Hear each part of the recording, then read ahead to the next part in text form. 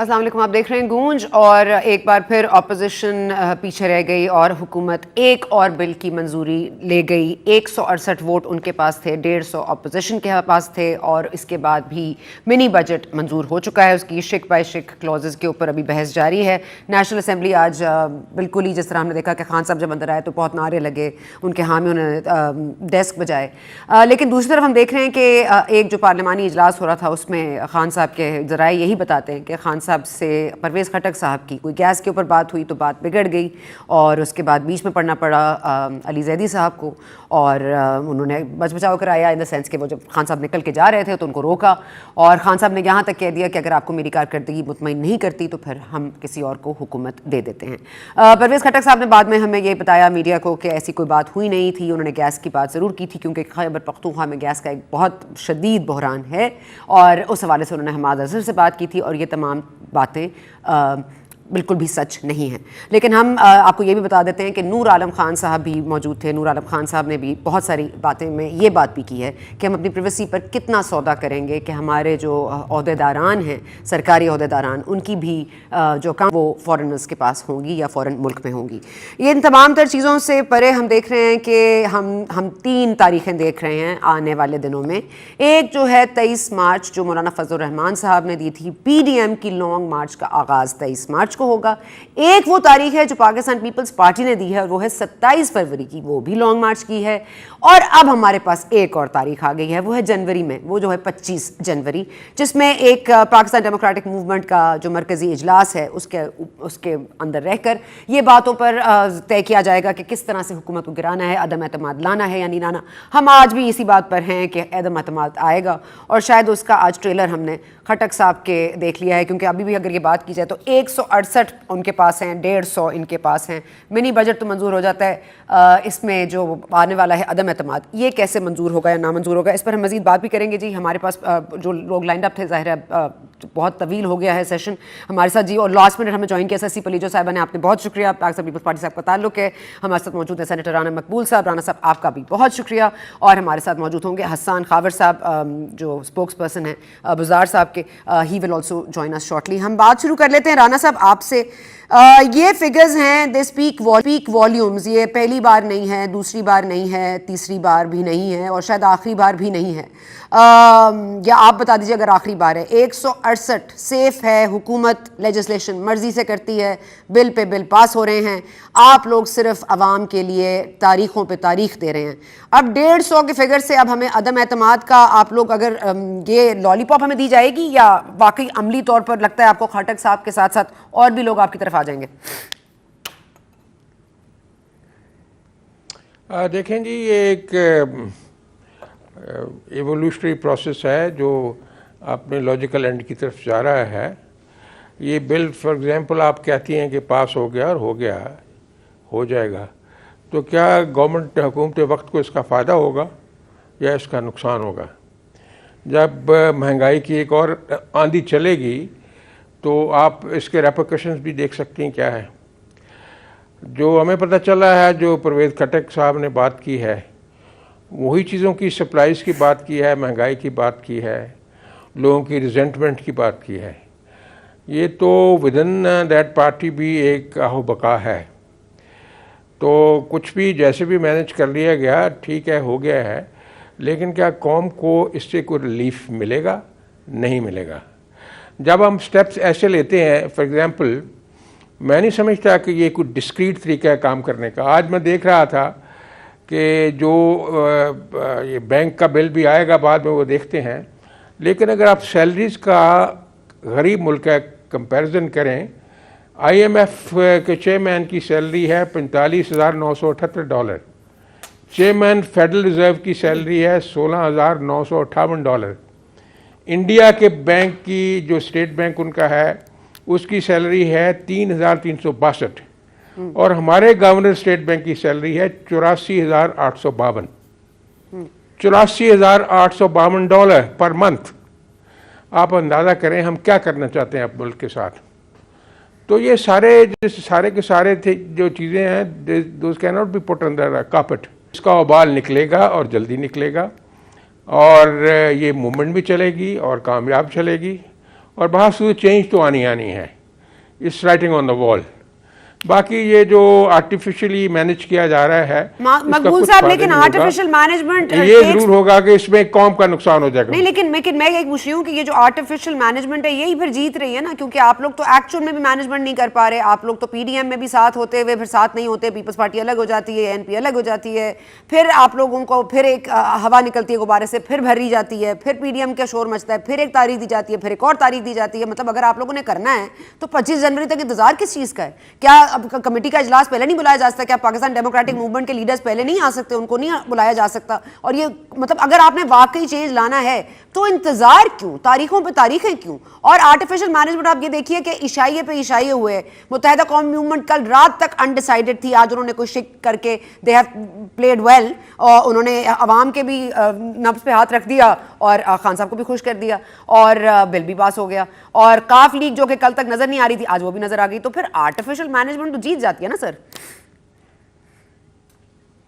खान साहब को खुश कर दिया, क्या अवामन नास को भी खुश कर दिया, which is the real target जो होना चाहिए। आपकी राय साहिब है कि जितनी भी अपोजिशन पार्टीज़ हैं इनको इकट्ठे होना चाहिए इस मिशन के लिए, क्योंकि जो हालात हो गए हैं फाइनेंशियल भी, और आप देख लें आपका बहुत बड़ी जो मुल्क की फ्यूचर है वो भी दैट इज़ इन जेपरडी, आपके सामने है। और लगता यूँ है कि जो प्लान है मुख्तलिफ एजेंसी का, लाइक मुसाद और रॉ और चलें अब हम कंस्पिरेसी थ्योरी में जा रहे हैं। राना साहब, ये आपका फेवरेट टॉपिक है। अच्छा, मुझे वापस आने दें आपको, रॉ पे बाद में चलते हैं, पहले हम जरा यहाँ पे देखते हैं कि रॉ सिचुएशन क्या है। भी यही है। अच्छा ठीक है सर, मुझे जरा बढ़ने की जब मैं सस्ती साहब को इंक्लूड कर दूं। सस्ती साहब, बहुत शुक्रिया आपने ज्वाइन किया। मैं आपसे ये जानना चाहूंगी कि पाकिस्तान पीपल्स पार्टी ने आज मुलाकात हुई है हैदर होती साहब की भी, ज़ाहिर है आप लोग भी अपनी अमली जो है एंड लास्ट एंड्स जो हैं आप उसको मीट कर रहे हैं, जो आपने 27 फरवरी की डेट दी है। मुतहरक हो रहे हैं दोनों जमातें और उनके वर्कर्स। ये बता दीजिएगा कि ये सिर्फ कोई इलेक्शन कैंपेनिंग का मकसद है ये सारी चीज़ें करके, कोई अगले इलेक्शंस तक का हमने कोई लॉलीपॉप, जिस तरह मैंने इनको भी कहा राना साहब को, ये लॉलीपॉप दे रहे हैं आप लोग अवाम को, या सीरियसली आप लोग अदम एतमाद लाएंगे और मार्च से आगे भी जाएंगे? शुक्रिया सना। ये सीरियस किस्म की अनाउंसमेंट है, और अभी भी मैं सिंध काउंसिल के इजलास से ही आ रही हूँ सीएम हाउस से।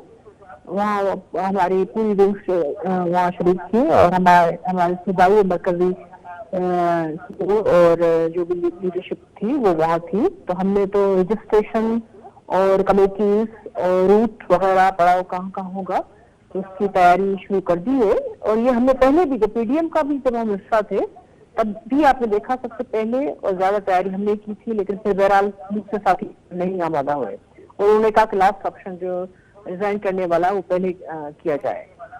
तो हमारी अनाउंसमेंट, हमारा ये डिसीजन जो है लॉन्ग मार्च का, ये संजीदा नियत का है। और मैं समझती हूँ कि इस वक्त जो सूरत हाल है, खासतौर पर माशी हालात की, अभी भी देखें कि आपका सिर्फ महंगाई की शरह जो है 12.30 तक है, और जो बिल के बाद तो और भी बढ़ेगी, और पेट्रोलियम की जो प्राइसेस जो और भी ऊपर जानी है। और सिर्फ इस बिल की वजह से जो 150 चीजों पे डायरेक्ट टैक्स और सेल्फ टैक्स की बात अलग है। तो मेरे ख्याल में ये सारी चीजें एक आम बंदे पर जो है बोझ बिल्कुल डाल रही हैं। ये कहना कि ये अमरा के जो है वो उनके, लेकिन शशि साहबा, सॉरी आपको इंटरप्ट कर रही हूँ, सॉरी, मैं आपसे ये पूछना चाह रही थी कि आपने रूट तो तय कर लिए हैं, आप लोगों ने डायरेक्शन भी बता दीजिए क्या होगी, और मंजिल क्या है? मंजिल खान साहब को अदम एतमाद के थ्रू घर भेजना है या इस हुकूमत को चलते रहना है और आपने अवाम के दिल में जगह करनी है? क्या मतलब मकसद क्या है, मंजिल क्या है? सना, ये सारे ऑप्शन, ये सारे जमहूरी और आईनी है। जो ऑप्शन हमें पार्लियामेंट के अंदर मौजूद है वो बिल्कुल, लेकिन कलेक्टिव विजडम के साथ, और क्योंकि ये सारी एफर्ट जो है मुतहदा अपोजिशन की होनी होती है, तभी हम कामयाब हो सकते हैं और हो भी जाएंगे अगर सीरियसली इस चीज पर जो है ये ऑप्शन हमारे सामने है। स्टेट जो आपकी एजुकेशन या स्टडी जो है वो भी एक बहुत बड़ा ऑप्शन है, और उसमें वैसे भी पाकिस्तान पीपल्स पार्टी मुतहरिक है। अभी आपने देख लिया कि हमारा मुख्तलिफ जो भी जलसे जुलूस हुए हैं, न सिर्फ सिंध में लेकिन सिद्दी और कलात और साहिवाल से लेकर आपके नादरिन एरियाज तक, वो जबरदस्त रहे। आम लोग भी उसमें regarding of any party affiliation they joined us, और उसमें यानी ये एक बात मुत्तफ़क़ा तौर पर ये यकीनी है कि the people want to get it off. अच्छा शशि साहबा, एक बहुत ही सिंपल सवाल का जवाब दे दीजिए कि जब भी 3 माह बाद 3 हफ्ते बाद कोई नया बिल आता है उसके ऊपर बहुत शोर मचता है कि हम नहीं पास होने देंगे, हमारे पास अददी अक्सरियत है, लेकिन होता यही है। आज भी 168 हुकूमत को वोट पड़े हैं और 150 ऑपोजिशन के पास है। अगर अदम एतमाद आएगा तो इन्हीं फिगर्स के साथ आएगा, तो कैसे कामयाब हो जाएगा? ये जो 18 का डिफरेंस है ये कैसे मीट किया जाएगा? सना, जो जहां तक मुझे पता है कि मुतबा अपोजिशन ने बिल्कुल इसमें संजीदगी दिखाई और आपने देखा कि अमेंडमेंट्स जो आ रही थी, क्योंकि हम तो मीटिंग में थे सेम हाउस में, तो ज्यादा तो मैं नहीं देख सकती, लेकिन जो हमें रिपोर्ट मिल रही थी तो हमारे चेयरमैन साहब से लेकर सब ने जो है मुख्तलिफ जो they wanted to bring about some changes in amendments, तो उस हवाले से वो हमारा नंबर जो कुछ कम था, लेकिन उसमें कुछ लोग बाहर गए होंगे, कुछ यहाँ होंगे, लेकिन जो अदम एतमाद वाली है उसमें बिल्कुल पूरी संजीदगी के साथ जो है वो ये एक्सरसाइज होगी। ये ऐसे हवा में तीर नहीं चलाया जाएगा कि ये सारी पार्टीज को, लेकिन संजीदगी तो ठीक है, हकीकत पसंदी भी अच्छी चीज होती है। राना साहब आप बताइएगा ये 18 का फिगर कैसे मीट करिएगा? और आपको लगता है कि परवेज खटक साहब और जैसे और भी होंगे? और अब परवेज खटक साहब तो कह रहे हैं कि मैं तो सिगरेट पीने बाहर गया था, मैं तो कोई नाराजगी में नहीं गया था, तो हम इस बात पे यकीन कर लें कि आपके साथ भी यही होगा कि कहीं पे होगा कि हमारी लड़ाई हो गई है, कहीं आपको कहेंगे हम वोट देंगे, फिर कहेंगे नहीं हम तो खान साहब के साथ हैं। जब अपोजिशन अपनी कुव्वतें मुश्तमे करके इंशाअल्लाह लगेगी, चाहे इन हाउस चेंज के लिए, आपको याद है कि यूसुफ शाह गिलानी का जो इलेक्शन जिस तरह जीता गया था आपके सामने है, वो एक मोजज़ा था कि नहीं था? तो इस तरह जब इसको शद्दुमत के साथ इस अमल को किया जाएगा, अगर ये फैसला कर लेती है अपोजिशन कि वोट आउट करना, तो वोट आउट हो जाएंगे। लेकिन अभी शायद कुछ थोड़ी बहुत अशकाल है मुख्तलिफ। सर जो चीज़ नामुमकिन होती है वो गिलानी साहब के एरिया में कैसे इतना बड़ा मुआवजा हो जाता है? और क्या अदम एतमाद में भी मुआवजा होगा सर, या जो नामुमकिन लग रहा है वो नामुमकिन ही रहेगा? नहीं, आपको देखें आपके सामने वो सारे मुल्क के MNAs ने वोट दिए हैं गिलानी साहब को, आपके सामने है। इसी तरह होता है ना, वोट ऑफ नो कॉन्फिडेंस ऐसे ही होगा अगर उन्होंने पार्टीज ने मुश्तरका तौर पे फैसला कर लिया। अगर फैसला हो गया तो मैं नहीं समझता कि फिर ये बहुत बड़ी मुश्किल होगी, फिर ये वोट आउट हो जाएगा और चेंज भी आ जाएगी। अच्छा। अब देखना है, बहुत सारी आरा हैं कि क्या ये चेंज जो है ये कितनी ज़्यादा होगी। ठीक हो गया, ठीक है। हसान खावर साहब ने हमें ज्वाइन किया। हसान साहब बहुत शुक्रिया, क्योंकि हमारे पास एक मरी ट्रेजेडी भी है जिस पर हमें बात करनी चाहिए, लेकिन coming straight to the point बात कर रहे हैं वो स्पेशली इस वक्त जो पार्लियामेंट में हम फिगर्स देख रहे हैं 168 हुकूमत ने हासिल किए, 150 अपोजिशन के हैं, और इसके बावजूद हम वही देख रहे हैं कि वही असद कैसर साहब को बार बार कहा जा रहा है कि आप जो है हमें सुन नहीं रहे, बुलडोज कर रहे हैं, नाइज को नहीं सुन रहे, आइज को सुन रहे हैं। तो ये तमाम तर चीज़ें इसी तरह चलती रहेंगी सर 1 साल और, या आपको लगता है कि कोई अदम एतमाद आपके खिलाफ लाई जाएगी? देखिए, अदम एतमाद लाना अपोजिशन का जमहूरी हक है अगर उनके पास नंबर्स हों, लेकिन ना उनके पास नंबर्स हैं ना होंगे, ये अदम एतमाद नहीं आएगी। ठीक, मैं आपको बता रहा हूँ, कोई चांस नहीं है। और आप इनका ट्रैक रिकॉर्ड उठा के देख लें, ये एक दिन पे ये मार्च नहीं कर सकते, तो एक दिन में वोट कैसे डालेंगे आप मुझे बताएं। ठीक है, गुड वैलिड क्वेश्चन कि एक दिन में आप मार्च नहीं कर सकते, वोट कैसे डालेंगे? सर राणा साहब जल्दी से रिस्पॉन्स, 1 लाइन रिस्पॉन्स जी। अच्छा, राणा साहब अब की लाइन नहीं है, साहब मैं चाह रही थी सची आप जवाब देना चाहेंगी इसका, फिर मैं हसान साहब के पास वापस जाऊं।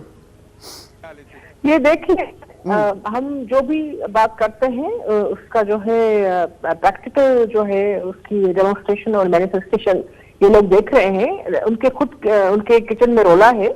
आज की मीटिंग से ये सारी चीजें बता रही हैं, खैबर पख्तूनख्वा के रिजल्ट बता रहे हैं और दीवार पे सामने लिखा हुआ नजर आ रहा है।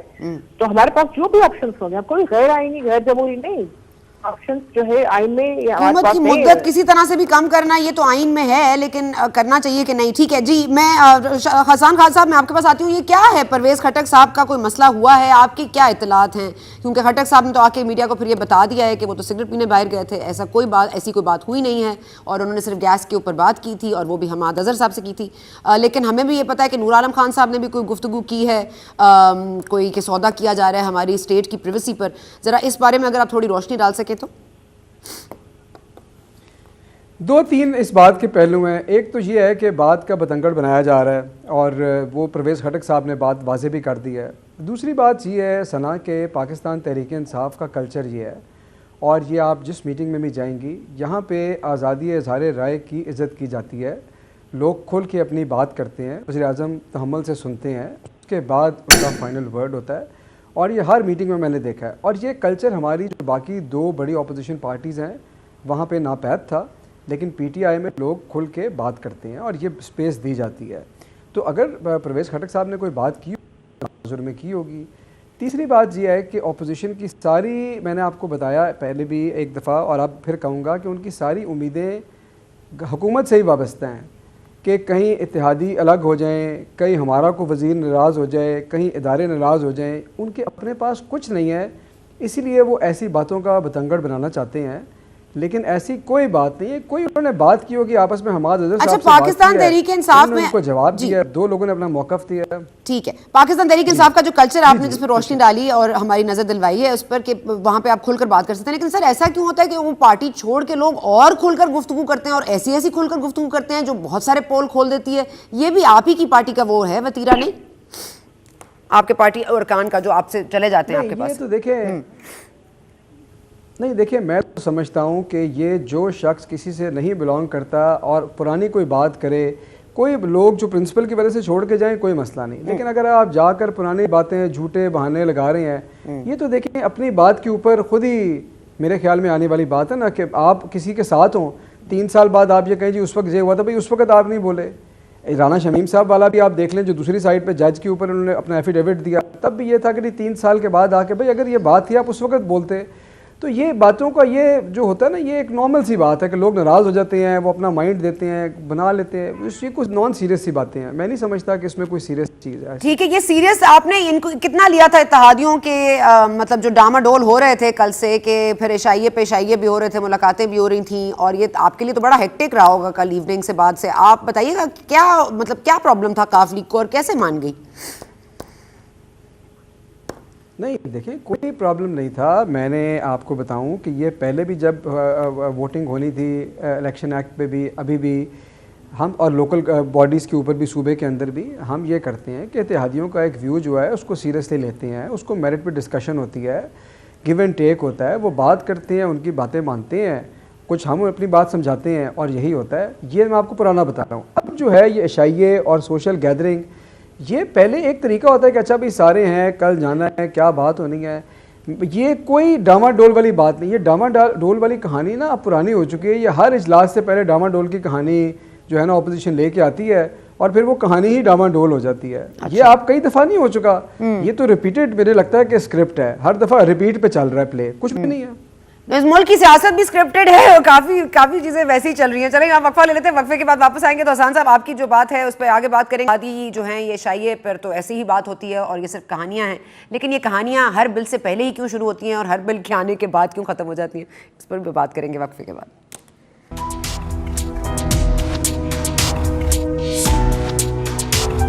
तो ये कि इत्तेहादी जो बिल पास होने से एक दिन पहले तक नहीं मान रहे होते वो फ़ौरन कैसे मान जाते हैं। और आज हमने मुत्तहिदा कौमी मूवमेंट को भी अगेन वेल प्लेड, उन्होंने कल अनडिसाइडेड थे, आज उन्होंने एक शिक की तकल्लुफ़ करी और उसके बाद कहा कि अवाम की हसासियत एहसासात पर भी उनकी नब्ज़ है और वो खान साहब को भी खुश कर गए।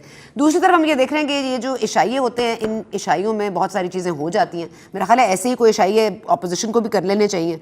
मैं आपके पास आऊँगी, सस्सी पुलीजो साहबा हैं हमारे साथ, हसन खावर साहब हैं, राना मकबूल साहब हैं। सस्सी साहबा ये जो कह रहे हैं कि हम लोग मिलते हैं, बात हो जाती है और ये कहानियाँ अपोजिशन बनाती है, फिर ये कहानियाँ भी दम तोड़ देती हैं और ये पुरानी स्क्रिप्ट है।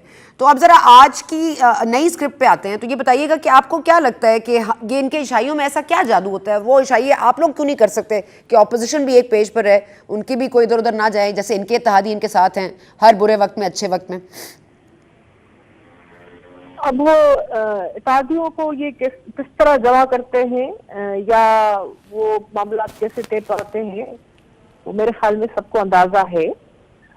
मेरे ख्याल में अपोजिशन को अगर एक तो कंपैरिजन कोई है ही नहीं अपोजिशन का इस गवर्नमेंट का, क्योंकि हम ऑर्गेनिक वे में और एक बड़ा बैकग्राउंड जदोजहद करने वाली पार्टी, खासकर पाकिस्तान पीपल्स पार्टी की तो मैं बात करूंगी, और एक भारी भरकम मैंडेट, धांधली आरटीएस सिस्टम के बैठ जाने के बावजूद एक भारी भरकम अपोजिशन है और मेहनत कर रही है अपोजिशन और उसमें कामयाबियां भी मिली है।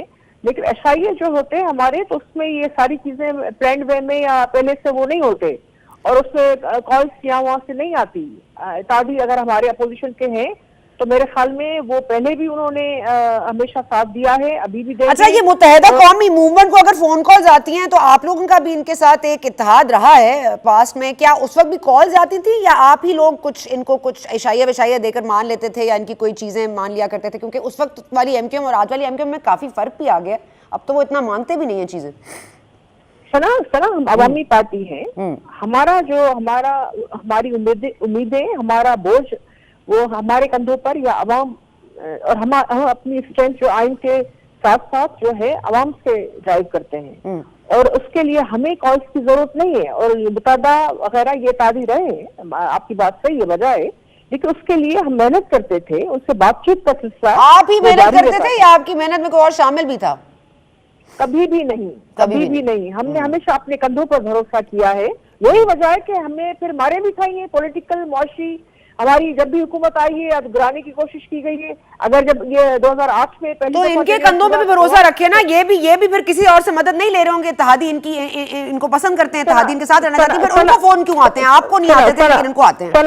सना, you and I know it very well, everybody knows that कि ये पीटीआई की गवर्नमेंट सारी किस ढकोसले पे खड़ी हुई है, क्या दावेबाजियां रंगबाजियां हो रही हैं, ये 2-3 जो बैसाखियां हैं वो कैसे मैनेज की जा रही हैं। और इस हवाले से बहुत सारी कहानियां तो सामने हकीकत बनकर वो सामने आ रहे। अब रूमर्स की बात नहीं है, अब इनके खुद के लोग जो बयान कर रहे हैं, चाहे खैबर पख्तूनख्वा के इलेक्शंस में वो बयानिया आया हो, चाहे नूर आलम खान की बातों में वो चीज हो, या आज खटक साहब जो बयान कर रहे हैं, चाहे एक्सक्यूज वो गैस लोड शेडिंग का हो या डोमेस्टिक कंज्यूमर या सनती गैस की जो है उस हवाले से। सिंध में बड़ा मसला है, हम प्रोड्यूस करते हैं 70% से ज्यादा, लेकिन मिल क्या रहा है, कितना शॉर्टफॉल है आप देख लें। सिर्फ डोमेस्टिक कंज्यूमर, सिर्फ आपकी सनत जो है टेक्सटाइल की, वो तो बैठ गई है। आप सिर्फ 1 महीने का आप देख लें तो होशबा उसमें जो है अजाब है। लेकिन उनकी मेरे ख्याल में उनको या तो वेंटिलेशन का कोई नहीं है, या खान साहब से बातचीत नहीं करते अपने लोगों के साथ, अपनी पार्टी के साथ, या लोगों को यही अभी मौका मिला है कि अपना जो है वो बयानियां रख रहे हैं, अपनी मसाइल रख रहे हैं। क्योंकि खान साहब तो अवामी सियासत तो वो करते नहीं है, पीटीआई की कोई सियासत अवामी, I am sorry but I have to say it और एवरीबॉडी नोज दैट। तो उस हवाले से ये मामला जो हो रहे हैं तो फिर उनको यहाँ वहाँ देखना पड़ता है मेरे ख्याल में। अब मैं कहीं उंगली नहीं उठाकर कह रही हूँ, लेकिन एक चीज जो चले ठीक है, आपका पॉइंट क्लियर हो गया, ठीक है, लेट मी मूव ऑन। अच्छा, मैं हसन साहब आपके पास जल्दी क्विकली मैं आपके पास इसलिए आना चाहती हूँ कि परवेज खटक साहब वाली बात जो है ना वो यही है कि परवेज खटक साहब ने एक्चुअल ऑन ग्राउंड जो उनके साथ एबटाबाद में हुआ है कुछ हफ्ते कबल, और उसके बाद जिस तरह से लोगों का शोर शराबा था, लोगों की नारेबाजियां थी, जो उनको एक्चुअली जो उनकी कॉन्स्टिट्यूंसी के लोग हैं अगर वो नाखुश हैं तो उनकी इतनी बात करना जितनी वो कह रहे हैं वो भी जायज़ नहीं लगती आपको? देखिए, मैंने आपसे कहा कि हमारी पार्टी भी और मैं ज़ाती तौर पे भी इख्तलाफ राय की बहुत इज़्ज़त करता हूँ, और इश्यूज़ के ऊपर मीनिंगफुल डिस्कशन तभी हो सकती है कि 2 लोग मुख्तलिफ राय दें। मैं वहाँ पे मौजूद नहीं था।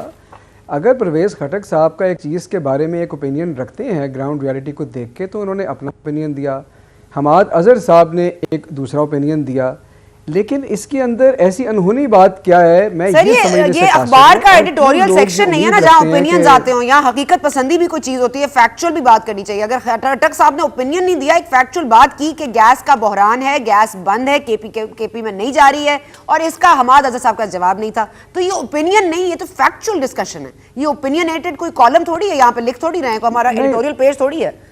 आप हुकूमत हैं, फैक्चुअल बात करें। नहीं, फैक्ट की बात नहीं है। मैं आपको बताता हूँ, ये एक पॉलिसी के बारे में 2 लोगों की डिफरेंट ओपिनियन है कि जब मुल्क में गैस की शॉर्टेज हो, क्या आप $40 के हिसाब से गैस लेके लोगों को गैस दे सकते हैं, या गैस का जो मेरिट ऑर्डर है वो कैसे बनता है।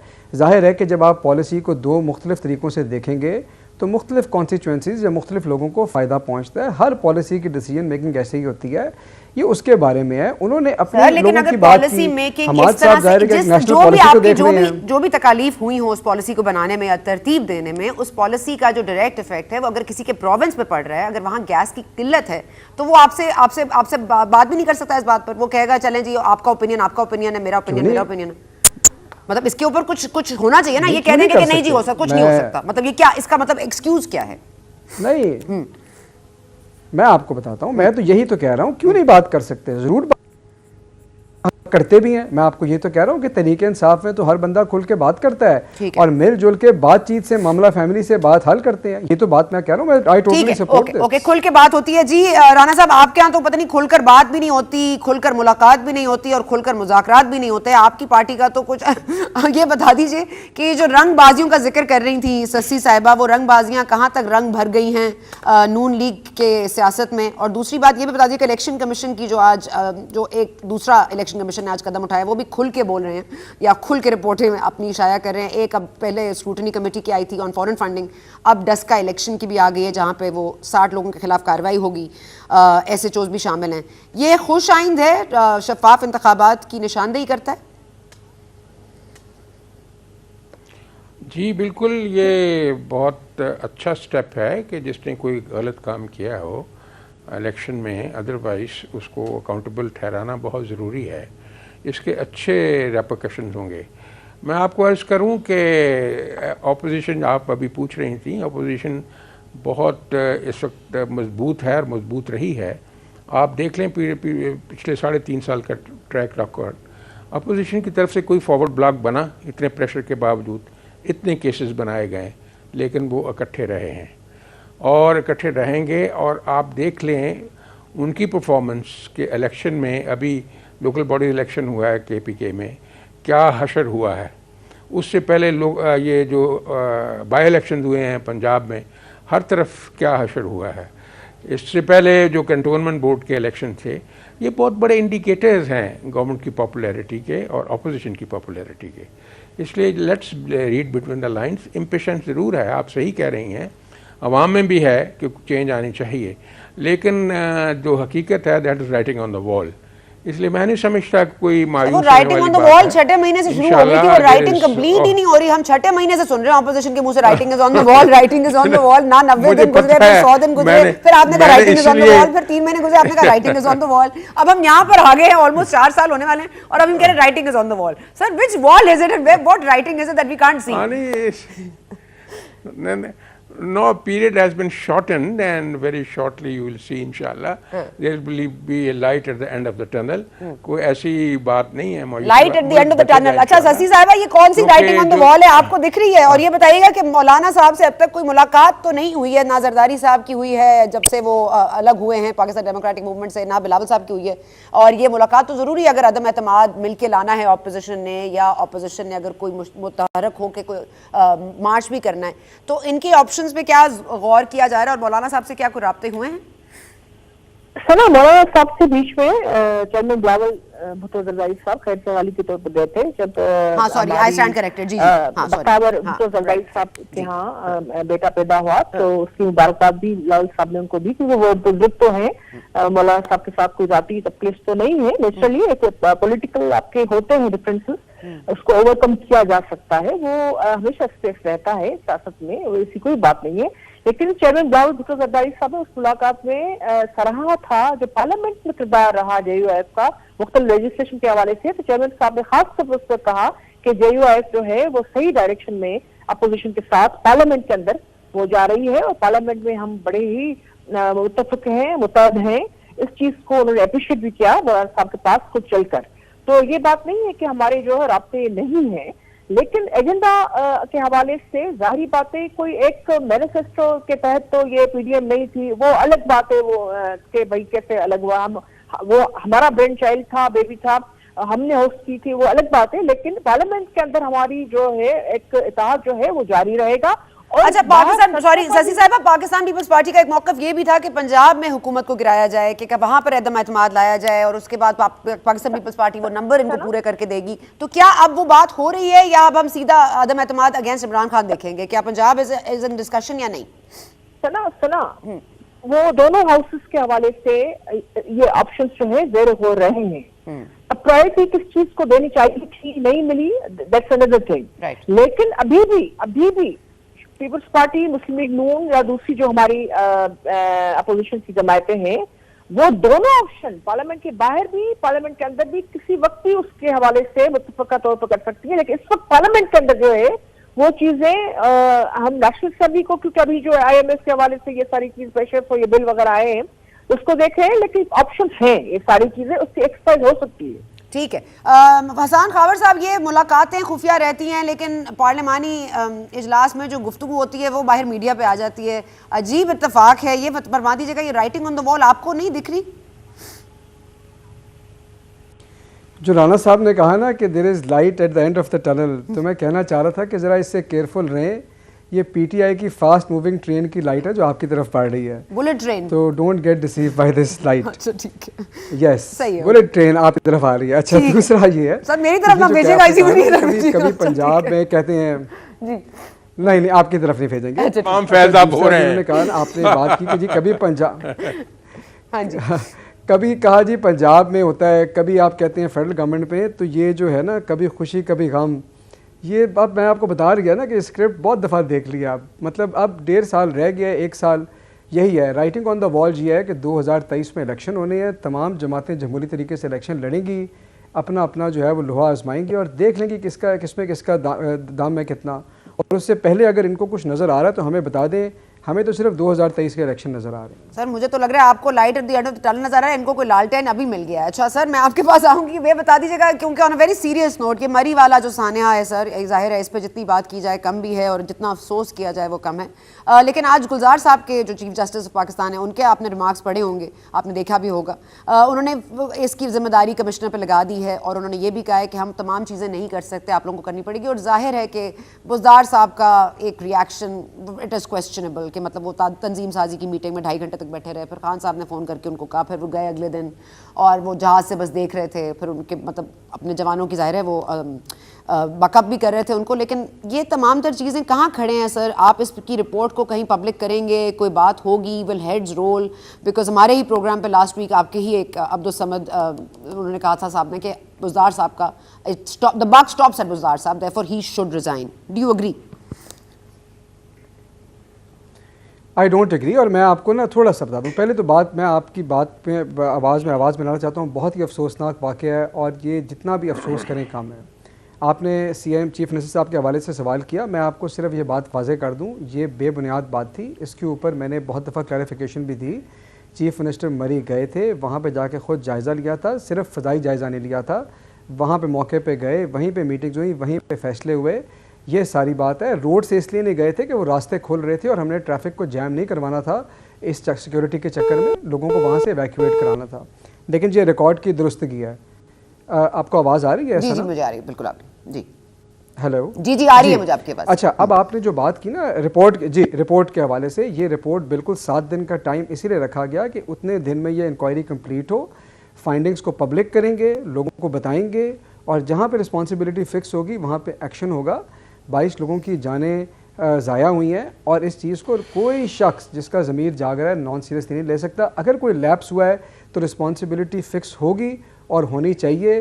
There are no two opinions about it. ठीक है, I hope that's true and I hope you will be held accountable and we will keep pressing you on it, because जाहिर है क्योंकि बहुत सारे ऐसे साने हुए हैं, साहिवाल इंक्लूडेड, जिसमें हमने यही सुना कि अभी बिल्कुल जस्टिस हो जाएगा, लेकिन होता हुआ दिखाई नहीं दिया। यहाँ पर एक वक्फा लेने जा रहे हैं, वक्फे के बाद आपको ज्वाइन करेंगे। अख्तर मैंगल साहब ने गुफ्तगू की है, आज मुलाकात की है जमात इस्लाम फजल रहमान साहब से भी, और इन तमाम मुलाकातों का जो सिरा है वो कहाँ जाके मिलेगा और क्या आवाम के लिए फिर कोई लॉलीपॉप है या कोई अमली इक़दाम भी है? ब्रेक के बाद।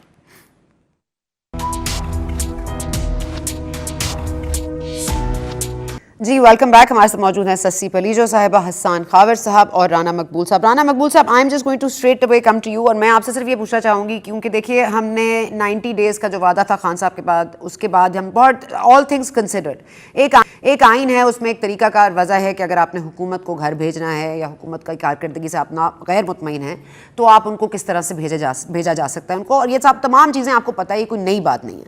लेकिन इस तमाम अरसे में हमने देखा है कि हमने उनकी बुरी कारकर्दगी, मईशत को, ये अब उन्होंने बजट खराब ले आए, अब मिनी बजट ले आए, मतलब वेयर डज इट स्टॉप? मतलब क्योंकि चीज़ें तो वो कर रहे हैं बिकॉज आप उनको वो टाइम दे रहे हैं। अगर इनकी मुआशी पॉलिसी पहले 6 महीने में बुरी थी तो आप क्या उम्मीद कर रहे थे कि वो 7वें महीने से बेहतरी के ट्रैक पे आ जाएंगे? और इतना लंबा अरसा हमने गुजार दिया है, वो गुजरांवाला से जो जलसे शुरू हुए थे PDM के, आज हम यहाँ पर खड़े हैं और आप अभी भी आपको पता नहीं है 25 जनवरी को आप लोग डिसाइड करेंगे आप लोगों ने आगे करना क्या है, करना भी है कि नहीं करना? नहीं करना है इंशाल्लाह, अज़्म भी है, प्लान भी है, मंसूबा भी है, तो इसलिए ना करने का तो सवाल ही पैदा नहीं ना होता।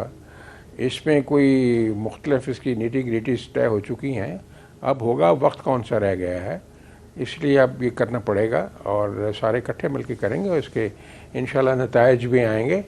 या इस चीज़ को रोका नहीं जा सकता। हाँ, अलबत्ता अगर गवर्नमेंट ये कहती है तो वो कहती रहे, लेकिन सूरत हाल यही है कि इसके अलावा चॉइस कोई नहीं है, वो करना पड़ेगा।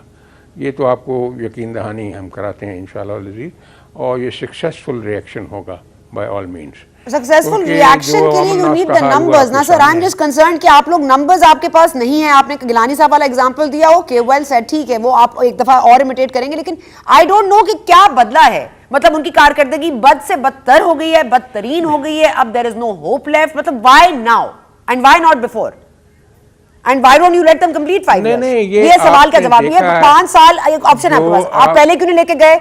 आप अभी क्या टाइमिंग क्यों आपने चूज किया? और दूसरा ये कि 5 साल इनको मुकम्मल क्यों नहीं करने दे रहे? जब इतना सभा सत्यानाश हो गया तो और भी हो जाएगा। अब बकौल आपके। देखो जी, अब तो जो लोगों की सांस लेना मुश्किल हो गई है, इसलिए मैं नहीं समझता कि आपको ज़्यादा इंतज़ार करना चाहिए, और अपोजिशन का यही ख्याल है कि वो अब इंतज़ार नहीं करेगी। 25 को फैसले हो जाएंगे इंशाल्लाह।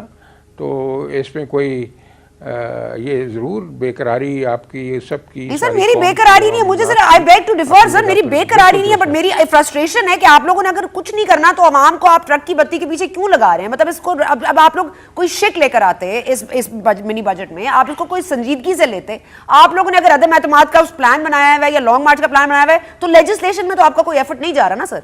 तो हमारी ऑपोजिशन अगर हमें नहीं रिप्रेजेंट कर रही, या अगर आप जिन्होंने आपको चूज करके डाला है पार्लियामेंट में, हाँ जी,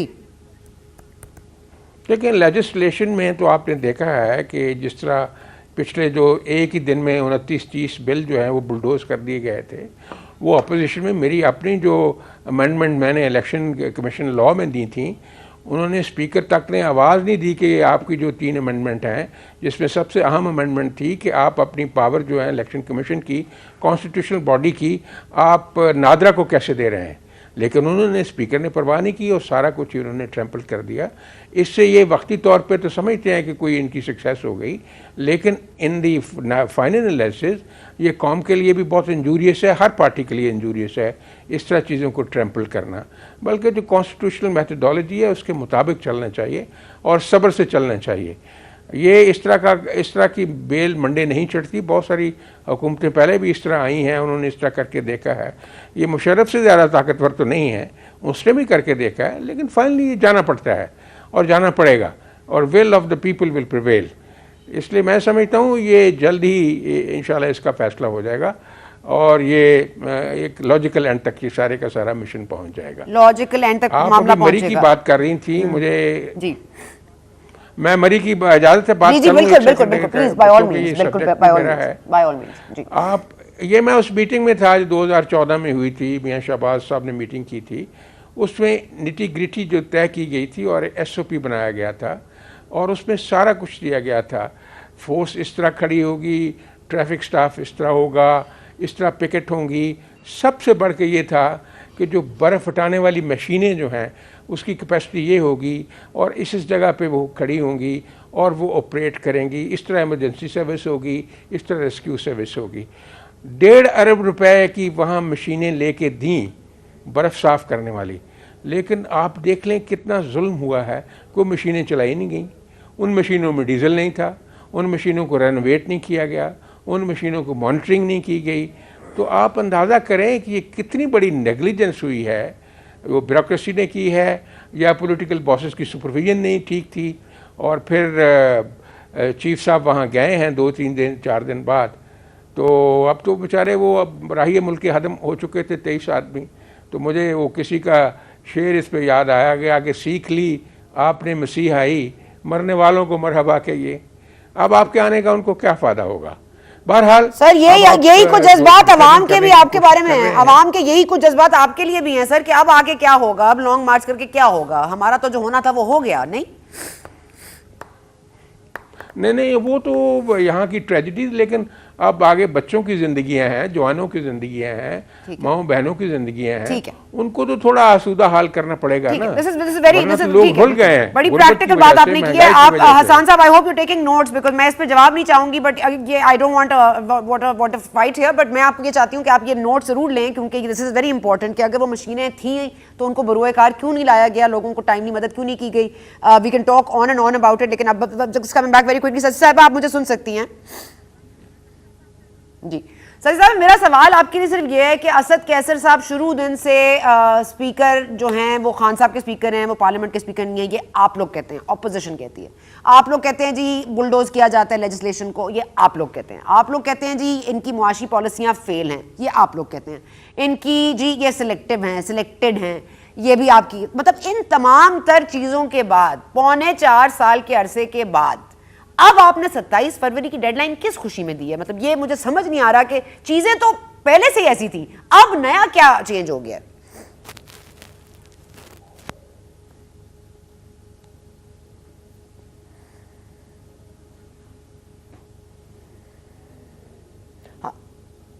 जी सॉरी साथी साहब शायद मुझे सुन नहीं सकती। हसन साहब, मैं आप ही के पास आ जाती हूँ। आज वो न्याजी गो के नारे लगे हैं। अभी खान साहब ने नेशनल असेंबली तशरीफ लाए थे पार्लियामेंट में, तो वहाँ पे नारेबाजी तो बहुत हुई है और जाहिर है कि अपोजिशन का काम है नारेबाजी करना है। तो ये नारेबाजी ही हो रही है, तारीख पे तारीख देना, या आपको कोई इसमें सब्सटेंस नजर आता है? I know you answered this question before, but given this whole scenario. नहीं, देखें, बात यह है कि नहीं, ये सिर्फ नारेबाजी है, खोखले नारे हैं, कुछ नहीं है। देखें, पहली बात तो ये, आपने ख़ुद इस बात का सवाल उठाया नंबर गेम का, और नंबर गेम तो इनके पास नहीं है। अच्छा, अगर नंबर गेम नहीं है तो कम से कम देखिए, एक मार्च करना तो सबसे आसान काम है। ऑपोजिशन कम से कम अपने आप को रेलेवेंट रखने के लिए एक मार्च ही कर ले। उसकी ये आप इसकी ज़रा डेप्थ में जाएँ कि क्या वजह है कि ये दो मुख्तलिफ फैक्शंस बन गए, ना ये मार्च करना चाहते हैं, ना ये इकट्ठे होना चाहते हैं। उसकी वजह यह है कि अपने मफादात की भी जंग है। एक तरफ पीपल्स पार्टी की हुकूमत सिंध में है और वो कोई ऐसा कदम नहीं लेना चाहते कि उनकी सिंध की हुकूमत पे आंच भी आए, और दूसरी तरफ जाहिर है कि वो भी कोई डील चाहते हैं, लेकिन उनका एक स्टेक इन द ग्राउंड है। मुस्लिम लीग नून का स्टेक ज़रा कम है इस वक्त, क्योंकि उनकी कहीं हुकूमत नहीं है, लेकिन देख वो भी डील की तरफ रहे हैं। और आपने देखा कि जैसे DG ISPR की प्रेस कॉन्फ्रेंस हुई, कैसे उनका सारा बयानिया गिरा। तो ये बेसिकली जो है ना, सियासत रवायती सियासत करने की कोशिश कर रहे हैं।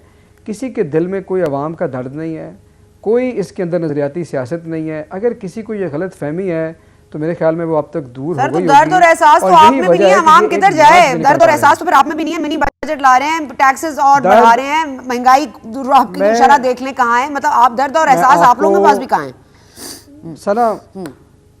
सना, मैंने देखा है कि आप ना आप माशाल्लाह तैयारी भी करती हैं, और ये जो इकनॉमिक वाली जो चीज़ें हैं, मैं आपको एक सिर्फ बात बता दूं कि ये जो 350 अरब की एग्जाम्पशंस है ना, इसके अंदर 280 अरब जो है वो एडजस्टमेंट है, जो सिर्फ़ और सिर्फ इकॉनमी को ट्रांसपेरेंट और डॉक्यूमेंट करने का तरीका है।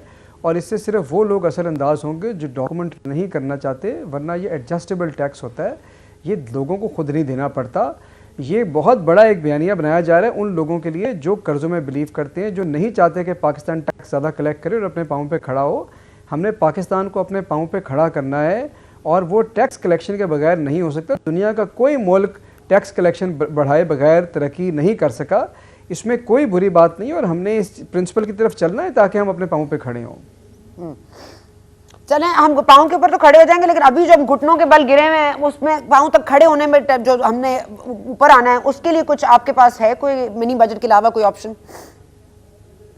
बिल्कुल है, आपने बिल्कुल सही सवाल उठाया है कि वो लोग जो पिसे हुए हैं उनके लिए क्या है। तो ये एक आइडियल सिस्टम है कि आप जो आपके एलीट्स हैं उनको टैक्स करें, एग्जेम्पशंस ख़त्म करें एक एंड पे, और जो आपके सोशल सेफ्टी के प्रोग्राम है वहाँ पे पैसे इन्वेस्ट करें।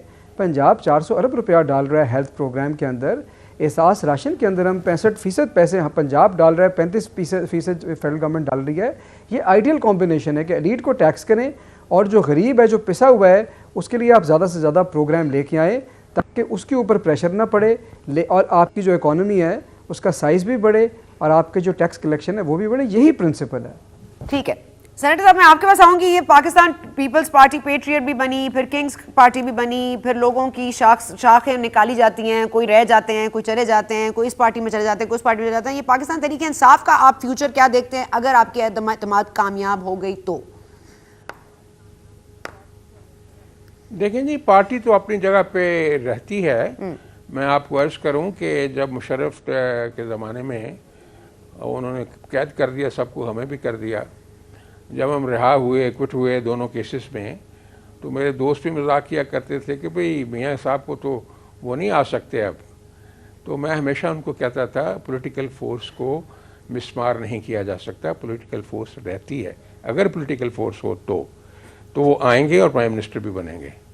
इस दफ़ा भी मैं कहता हूँ, हसन साहब शायद से बुरा महसूस करें, वो आएंगे और फिर प्राइम मिनिस्टर बनेंगे। इसलिए पॉलिटिकल फोर्स को बिल्कुल डिसिपेट नहीं होना होता अगर जेन्युइन पॉलिटिकल फोर्स। तो क्या इसी चीज के लिए सुप्रीम कोर्ट बार एसोसिएशन मुतहरक हो रही है? इसीलिए इतनी सुप्रीम कोर्ट बार एसोसिएशन आपके लिए रास्ता साफ करिएगा? देखिए जी, आपने वो सैलरी नहीं ली, प्राइम मिनिस्टर को आप निकाल दें और उसका आपने नतीजा देख लिया, पर निज़ाम को तलछट करने का आपने नतीजा देख लिया, गुर्बत देखी है, महंगाई देखी है, अफरात-ए-ज़र देखा है। ये सारी चीज़ें उसी का नतीजा हुआ ना कि आप एक जो ग्रो कर रहा था निज़ाम, जो 5.8 पे जा रही थी जीडीपी, उसको आपने उखाड़ के बाहर फेंक दिया। ये क्या बात है कि जी इतने छोटे से ऑफेंस पे आप किसी को हमेशा के लिए जो कर दें? ये सुप्रीम कोर्ट की अपनी पावर है according to the constitution. Article 187 आप पढ़ें, the Supreme Court is a court of complete justice. वो अपने फैसले रिविजिट कर सकती है और करती है। अभी आपने देखा नहीं, जो 16,000 मुलाजम सुप्रीम कोर्ट ने ही निकाले थे, फिर उनका रिव्यू भी डिसमिस हुआ, फिर दोबारा उन्होंने टेकअप करके उनको रिस्टोर किया। और ये जुबैर केस बड़ा मशहूर केस है, उसमें भी, और बहुत सारे केसेस ऐसे हैं जैसे जिसमें सुप्रीम कोर्ट आर्टिकल 187 के तहत उसको रिव्यू करती है, रिविजिट करती है। लेकिन ये कोई अनहोनी बात नहीं है। हाँ, लेकिन ये सवालिया निशान ये है कि रिव्यू के लिए आप लोग ये कष्ट क्यों नहीं उठाते? ये तमाम तर चीजें दूसरों की जिम्मेदारी क्यों बन जाती है? चाहे वो सहाफी हो, चाहे वो रिपोर्टर्स हो, चाहे वो वकला बरादरी हो, आप लोग खुद क्यों नहीं जाते? वैसे तो काला कोट पहन के मियां साहब चले गए थे मेमो गेट के केस में, आप लोग अभी कोर्ट में पेश तो हो जाते हैं, कोई केस आप लोग खुद कर लें। नहीं करते, जाते क्यों नहीं करते? सारी उनके पिछले 4 साल तो अदालतों में घूमते हुए लगे हुए हैं ना। अभी जो पिटीशन इस्लामाबाद हाई कोर्ट में हुई है मरियम नवाज की, वो क्या है? ये खुद जाने वाली बात ही है ना। कई दफा सर एक एग्जांपल खुद जाने वाली बात का आपने दे दिया। I stand corrected. Okay, thank you so much. That's all the time I for. Thank you Hasan साहब। सॉरी शशि साहब हमें वापस नहीं ज्वाइन कर सकी, लेकिन जाहिर है कि आज नेशनल असेंबली का जो शो चल रहा है और लंबा ही चल रहा है, तो इसलिए हमारे शो में लोग नहीं आ पाए आज, लेकिन we had good discussion and thank you for watching. और जाते जाते सिर्फ यही कहेंगे कि बैक हैंडेड टैक्टिक्स से कोई भी पावर में आए उसको एक्सेप्ट नहीं किया जा सकता, and nothing justifies unconstitutional means. Thank you for watching. We will see you tomorrow.